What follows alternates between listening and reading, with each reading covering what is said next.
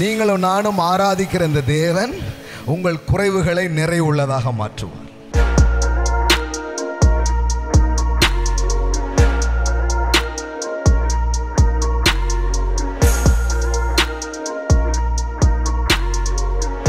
எந்த விதமான லேக்க ஜீசஸ் கொண்டு போனாலும் அந்த குறைவை நிறைவாய் மாற்றுகிறார். நீங்களும் நானும் ஆராதிக்கிற இந்த தேவன் உங்கள் குறைவுகளை நிறைவுள்ளதாக மாற்றுவார். ஆமென். பிஸ்னஸில் அது இருக்கலாம், சரீரத்தின் ஆரோக்கியத்தில் அது இருக்கலாம், வாழ்க்கையின் சந்தோஷங்கள் சம்பந்தப்பட்ட காரியமாக இருக்கலாம். ஒன்று ரொம்ப தெளிவு, நீங்கள் குறைவுகளோடு வாழ்வதை அவர் விரும்புகிறதில்லை. ஆமென். அவர் வந்ததே எதுக்கு வந்தார் தெரியுமா? உங்கள் குறைவை நிறைவாக்க. ஆமென். கடவுளுடைய வில்ன்றது it is not lack, it is abundance.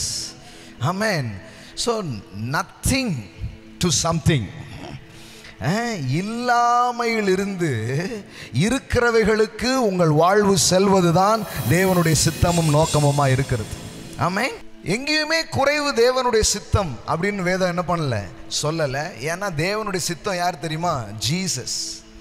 Jesus is a perfect will of God. இயேசுதான் பிதாவின் பரிபூர்ண சித்தமாய் இருக்கிறார். அவர் பிதாவின் சித்தத்தை இந்த பூமியில் என்ன பண்றாரு? வெளிப்படுத்துறாரு. அவர்கிட்ட எந்த குறைவை நீங்க கொண்டுட்டு போனாலும் அவர் எங்கேயாவது அது ஓகேன்னு சொல்லியிருக்கிறாரா?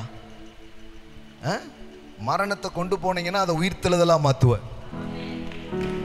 வியாதியை கொண்டு போனீங்கன்னா அதை சுகமாக மாற்றுவார். ஏழ்மையை கொண்டு போனீங்கன்னா அதை செழிப்பாக மாற்றுவார். ஆமென்.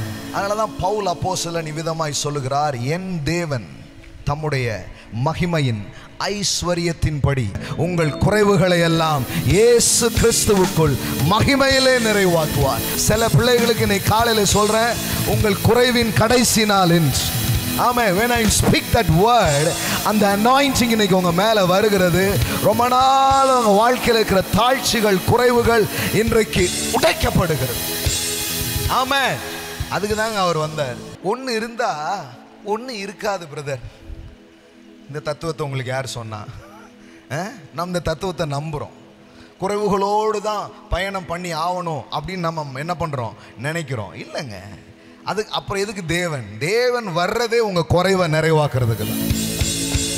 அவர் இன்னைக்கு உங்க வாழ்க்கையில வந்திருக்கிறது உங்கள் குறைவுகளை நிறைவாக்குகிறதா. ஆமென்.